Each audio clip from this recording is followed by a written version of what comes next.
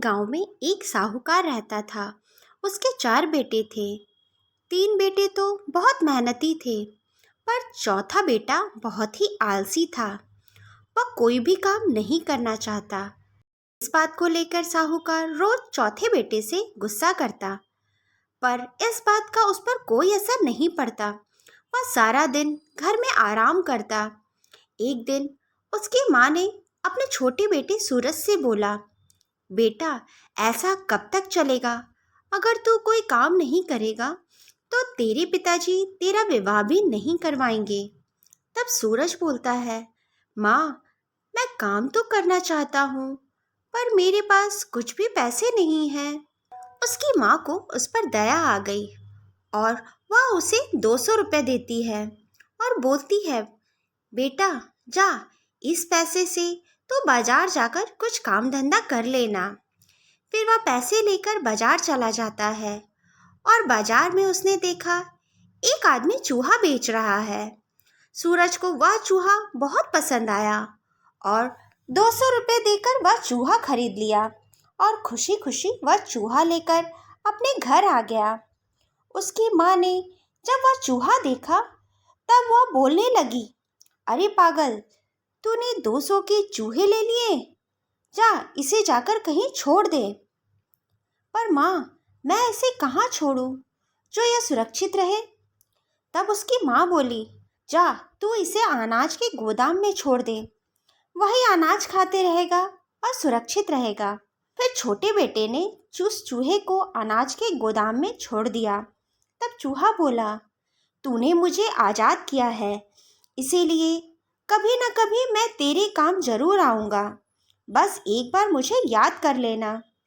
दूसरे दिन उसकी माँ ने उसे फिर से 200 रुपये दिए और बोले, आज तो जरूर कुछ काम कर लेना। वह फिर से 200 रुपये लेकर बाजार चला गया और उसे वहाँ एक तोता बेचने वाला मिला।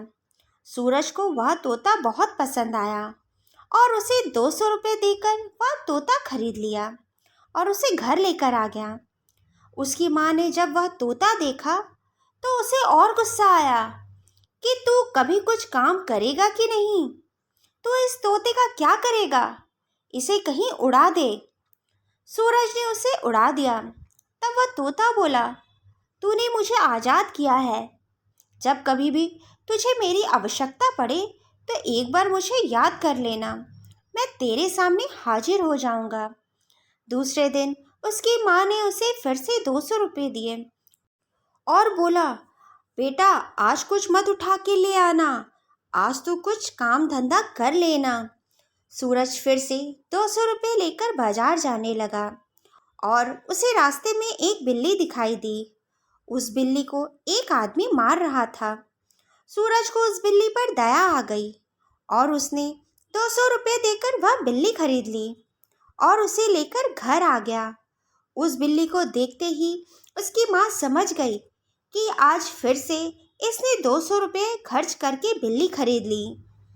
उसकी माँ तो उस पर खूब चिल्लाने लगी, अभी के अभी इसे बाहर छोड़ कर आओ। फिर वह बाहर जाकर बिल्ली को छोड़ देता है और बिल्ली बोलती है, आज तूने मेरी जान बचाई है। जब भी तुझे मेरी आवश्यकता हो मुझे याद कर लेना, मैं तेरे पास आ जाऊंगी। दूसरे दिन उसकी माँ ने फिर से उसे 200 रुपये दिए और बोला, यह पैसा मैं अंतिम बार दे रही हूँ। अगर आज तुमने कुछ काम धंधा कर लिया तो ठीक है, वरना आज के बाद इस घर में मत आना। वह 200 रुपये लेकर निकल गया कुछ काम की तलाश में। रास्ते में जाते समय उसे एक सांप वाला मिला जो सांप का खेल दिखा रहा था। सूरज को सांप पर बहुत दया आ गई और उसने 200 रुपये देकर वह सांप खरीद लिया और अपने घर जाने लगा और रास्ते में सोचता रहा कि आज अगर मैं इस सांप को लेकर घर जाऊंगा तो माँ मुझे बहुत मारेगी। इससे अच्छा तो यही होगा कि मैं यहीं पर इस सांप को छोड़ दूँ। उसने जैसे ही सांप का पिटारा खोला, सांप बोलने लगा, अरे भाई, मुझे यहाँ मत छोड़, यहाँ मुझे चील और गिद्ध खा जाएंगे। मुझे जंगल में जाकर सांप के बिल के पास छोड़ा। फिर वह उस सांप को लेकर जंगल चला गया और एक बेल के पास पहुंच गया। उसने फिर पिटारा खोला। तब सांप बोला कि तू मेरी पूंछ पकड़ ले और जब तक मैं ना बोलूं तब तक मत छोड़ना। फिर वह सांप धीरे धीरे उस बिल में जाने लगा और वह लड़का भी उसके साथ बिल में घुस गया। अंदर बहुत बड़ी सुरंग बनी हुई थी। उसमें जाते जाते वह एक बहुत सुंदर से महल के पास पहुंच गया। वह एक नागलोक था जहां हर प्रकार की सुख सुविधाएं थी। फिर वह नाग एक सुंदर सा राजकुमार में बदल गया और बोला, चलो मैं आपको अपने राजा से मिलवाता हूँ। फिर वह सूरज को लेकर राजा के पास जाता है। राजा नाग को देखकर बोलता है कि तुम आ गए पृथ्वी लोक घूमकर। महाराज, पृथ्वी लोक तो बहुत अच्छा था, पर मुझे एक सपेरे ने पकड़ लिया था। पर भला हो इस आदमी का जिसने मेरी जान बचाई, नहीं तो मैं तो मर ही जाता। राजा तो उस लड़के से बहुत खुश हुआ और बोला कि बेटा, कुछ दिन तुम हमारे साथ ही इस नागलोक में रहो। फिर सूरज नागलोक में रहने लगा।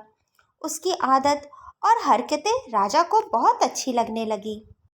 उसने सोचा, क्यों ना मैं अपनी पुत्री का विवाह इस लड़के के साथ कर दूं। कुछ दिन बाद उसने अपनी लड़की का विवाह सूरज के साथ करवा दिया। अब तो सूरज नागलोक में ही रहने लगा। नागलोक पर रहते रहते कई साल बीत गए। एक दिन सूरज ने अपनी पत्नी से बोला, प्रिय, हमें अपने ससुराल में रहते हुए काफी दिन हो गया है। अब हमें पृथ्वी लोक पर चलना चाहिए। तभी उसकी पत्नी ने कहा, स्वामी, जहाँ आप रहेंगे वहीं मैं रह लूंगी, पर इससे पहले हमें अपने पिताजी से आज्ञा लेनी पड़ेगी।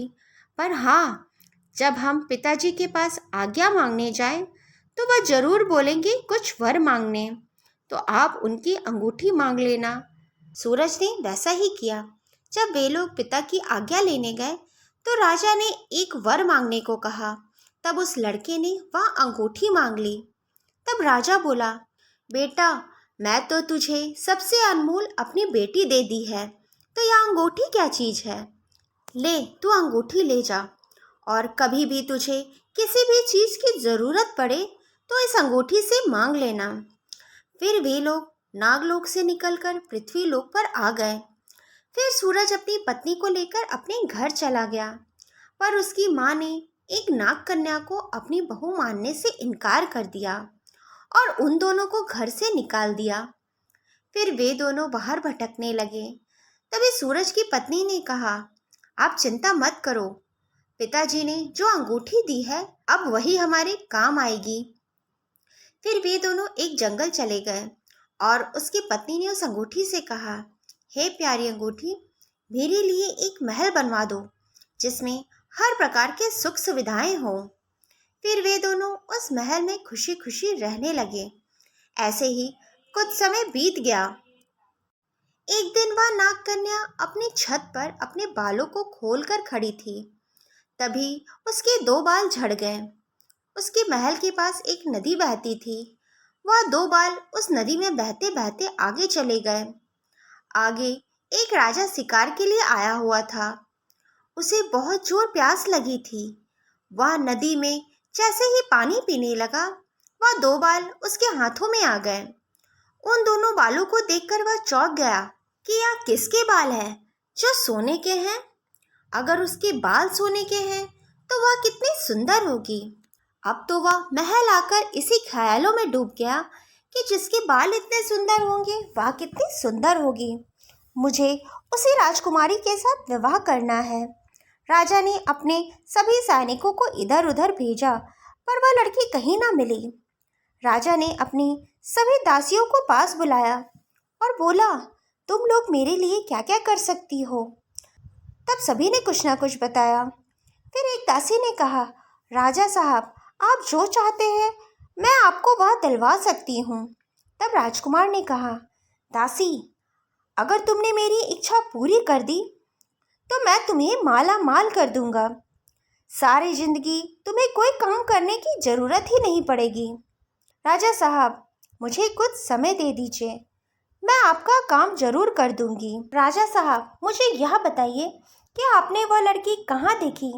तब राजा ने कहा, मैंने तो वह लड़की देखी ही नहीं है। मैं एक दिन शिकार के लिए जंगल में गया था। तभी मुझे जोरों से प्यास लगी। जब मैं नदी में पानी पीने गया तो मेरे हाथ में बहते हुए दो सुनहरे बाल आ गए। इन दोनों बालों से मैंने अंदाजा लगाया कि वह लड़की भी कितनी खूबसूरत होगी। दासी ने उस नदी का पता लगवाया और वह उस नदी के पास चली गई। फिर उसने एक नाविक को बुलाया और उस नाव में बैठकर उल्टी दिशा में जाने लगी। चलते चलते वह उस महल के पास आ गई जहाँ वह नाग कन्या रहती थी। उसने उस नाविक को कहा, जब तक मैं वापस ना आऊं तब तक तुम यहीं रुकना। फिर वह महल के अंदर गई। फिर उसकी नज़र उस नाग कन्या पे पड़ी। उसे देखते ही उसके तो होश उड़ गए कि इतनी सुंदर लड़की मैंने आज तक नहीं देखी है। वह दासी बहुत चतुर थी और उसने बातों ही बातों में पता लगा लिया कि वह लड़की पृथ्वी लोक की नहीं बल्कि नागलोक की है। उसने नाग कन्या से धीरे धीरे मित्रता कर ली और उसी के घर 2-4 दिन रहने लगी। एक दिन उसकी दासी ने कहा, आपके पति भी कुछ नहीं करते हैं, वह कहीं के राजा भी नहीं हैं, फिर आपके पास इतना सुंदर महल और इतनी सुख सुविधाएं कैसी है? बातों ही बातों में रानी ने उस अंगूठी के बारे में बता दिया और दासी भी उस अंगूठी का रहस्य जान गई। फिर उसने एक दिन वह अंगूठी चुरा ली। दूसरे दिन सूरज कुछ काम से बाहर गया हुआ था। तभी उस दासी ने नाग कन्या को बोला, सखी चलो हम बाहर टहल आते हैं, कई दिन से हम बाहर नहीं निकले हैं। नाग कन्या कई दिनों से बाहर नहीं निकली थी, इसीलिए वह भी दासी के साथ घूमने के लिए चल पड़ी। वे लोग उसी नाव में बैठकर सीधी दिशा की ओर जाने लगे। जाते जाते वे लोग बहुत दूर निकल गए। तभी नाग कन्या बोली, सखी चलो हम बहुत दूर निकल आए हैं, अब हमें वापस चलना चाहिए। अब तो दासी ने अपना असली रूप दिखा दिया और जोर जोर से हंसने लगी। कौन सखी? मैं तेरी सखी नहीं हूँ। अब तो वहीं चलेगी जहाँ मैं तुझे ले जाऊंगी। अब तो नाग कन्या को समझ में आ गया कि इन लोगों ने मुझे बंदी बना लिया है, मुझे नहीं छोड़ेंगे। फिर दासी कुछ सैनिकों के साथ नाग कन्या को राजा के पास ले गई। राजा तो उसे देखकर उस पर मोहित हो गए और उसके साथ जल्द से जल्द विवाह करना चाहा। फिर नाग कन्या ने अपना दिमाग लगाया और बोला, देखो राजकुमार, मैं आपके साथ विवाह तो कर लूँगी, पर अभी मैं शादीशुदा हूँ और 6 महीने के बाद ही आपके साथ विवाह कर सकती हूँ। तब राजा ने नाग कन्या की बात मान ली और बोला, पर मैं विवाह तो तेरे साथ ही करूँगा, मैं 6 महीने तक इंतज़ार कर लूँगा। अब वह नाग कन्या दासियों के साथ रहने लगी। ऐसे ही कुछ समय बीत रहा था। वह नाग कन्या को विश्वास था कि उस अंगूठी के सहारे उसका पति उसे ढूंढ ही लेगा, पर वह यह नहीं जानती थी कि दासी ने वह अंगूठी पहले ही चुरा ली है। इधर जब सूरज महल पहुंचा तो उसने नाग कन्या को बहुत ढूंढा, पर वह कहीं ना मिली। फिर वह रोने लगा कि अब मैं क्या करूँगा, मैं उसके बिना कैसे रहूँगा। फिर उसे उस अंगूठी की याद आई। फिर वह उस अंगूठी को ढूंढने लगा, पर वह अंगूठी भी उसे कहीं ना मिली। उसे लगा वह नाग कन्या शायद नागलोक चली गई होगी, पर वह अपनी पत्नी से बहुत प्यार करता था। वह उसकी याद में रोता रहा। तभी उसे याद आया कि बिल्ली, तोता और चूहे ने उसे वचन दिया था कि वह उसकी सहायता जरूर करेंगे। उसने जैसे ही तीनों को याद किया, वे तीनों के तीनों उस महल में आ गए और बोले, बताओ हम तुम्हारी कैसी सहायता कर सकते हैं। तब उसने रोते रोते अपनी सारी कहानी बता दी और बोला, या तो मेरी पत्नी को ढूंढ लाओ या मुझे भी मार दो। तीनों को सूरज पर दया आ गई। फिर वे तीनों उसकी पत्नी को खोजने के लिए निकल पड़े। बिल्ली तोता से बोली, तोता भाई हम लोगों को तो कहीं भी पहुंचने में बहुत समय लगेगा। तुम उड़कर जल्दी से पता लगाओ कि वह नागकन्या कहाँ पर है। फिर वह तोता उड़ते उड़ते उस महल पर पहुंच गया जहाँ नागकन्या को बंदी बनाया गया था। तोता उस नागकन्या के पास गया और बोला, मैं आपके पति का संदेश लाया हूँ। आपके पति आपकी जुदाई में बहुत रो रहे हैं। आप उस अंगूठी के सहारे अपने पति के पास लौट जाएं। क्या हुआ, अंगूठी मेरे पति के पास नहीं है? तब वह नागकन्या समझ गई, हो ना हो इसी दासी ने उस अंगूठी को चुराया होगा। फिर नागकन्या ने तोता को दासी के बारे में बताया और उसका पता भी बता दिया। फिर वह तोता चूहा और बिल्ली के पास पहुंचा और उनको सारी बात बताई और यह भी बताया कि वह अंगूठी उस दासी के पास है। हमें किसी भी तरह उस अंगूठी को हासिल करना पड़ेगा। तीनों मिलकर दासी के घर पहुंच गए। रात का समय था। उसने देखा दासी उस अंगूठी को मुंह में रखकर सो रही थी। तभी तीनों ने मिलकर योजना बनाई कि चूहा उसके ऊपर बैठकर अपनी पूंछ से उसके नाक में गुदगुदी करेगा ताकि उसे छींक आए और उसके मुंह से अंगूठी निकलकर बाहर गिर जाए। तब वे तुरंत उस अंगूठी को उठाकर घर के बाहर भाग जाएगी और मेरे पीछे पीछे तुम सब भी आ जाना। तब सभी ने वैसा ही किया। चूहा उसके ऊपर जाकर बैठ गया और अपनी पूंछ से गुदगुदी करने लगा। तभी दासी को छींक आई और उसके मुंह से अंगूठी गिर गई और बिल्ली उसे मुंह में उठाकर बाहर भाग गई। चूहा भी उसके पीछे पीछे दौड़ गया और दासी चिल्लाते रह गई। तीनों उस अंगूठी को लेकर सूरज के पास जाने लगे। तभी बिल्ली बोली, हमें तो पहुंचने में काफ़ी देर लग जाएगा। क्यों ना तोता भाई तुम इस अंगूठी को उस लड़की तक पहुंचा दो। बिल्ली ने तोते के मुंह में अंगूठी डाल दी और बोला, कहीं भी तुम मुंह मत खोलना, लड़की के पास जाकर ही खोलना। फिर वह तोता उस अंगूठी को लेकर जाने लगा।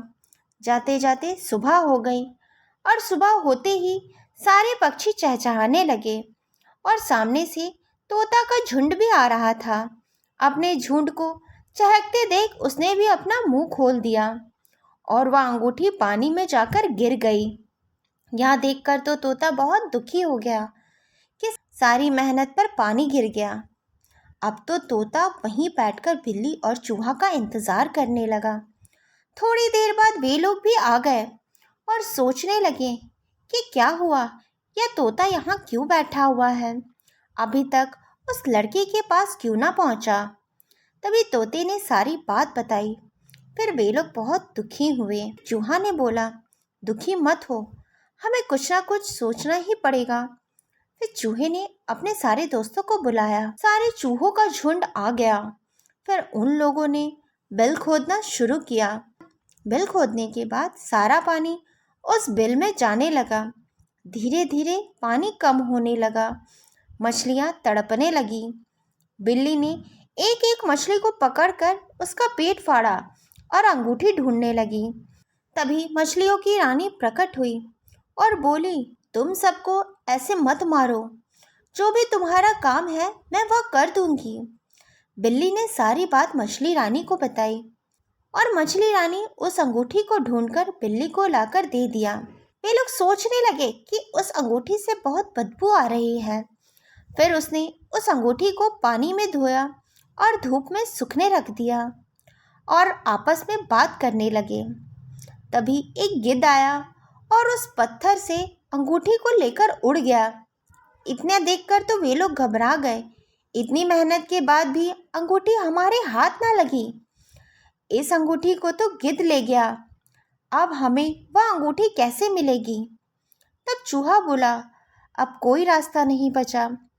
अब एक ही रास्ता है, क्या मैं गिद्ध का शिकार बन जाऊं और जैसे ही वह मुझे खाने आए तुम उस पर झपट्टा मार लेना और उसे मारकर उसके पेट से वह अंगूठी निकाल लेना। फिर वह चूहा उस पत्थर पर जाकर लेट गया। गिद्ध ने जैसे ही इतना मोटा चूहा देखा, वह नीचे उतरकर उसे खाने को आया। बिल्ली ने मौका पाकर उस गिद्ध पर झपटा मारा और अपने पंजों से वहीं मार दिया और उसके पेट से अंगूठी निकाल ली। अब तो तीनों की तीनों वह अंगूठी लेकर जल्द से जल्द उस लड़के के पास पहुंचे। सूरज ने जैसे ही अंगूठी को देखा, वह तो बहुत खुश हो गया और उसने उस अंगूठी से कहा, हे मेरी प्यारी अंगूठी, मेरी पत्नी को मेरे पास ला दो। तभी तुरंत वह नागकन्या वहां पर आ गई। वे दोनों एक दूसरे के गले लगकर बहुत रोए। उसके बाद उसने अपने महल के आसपास किसी को भी आने ना दिया और खुशी खुशी अपना जीवन बिताने लगे। तो दोस्तों, कहानी अच्छी लगी तो लाइक करना ना भूलें और ऐसी ही कहानी देखने के लिए हमारे चैनल को सब्सक्राइब करना ना भूलें। राधे राधे।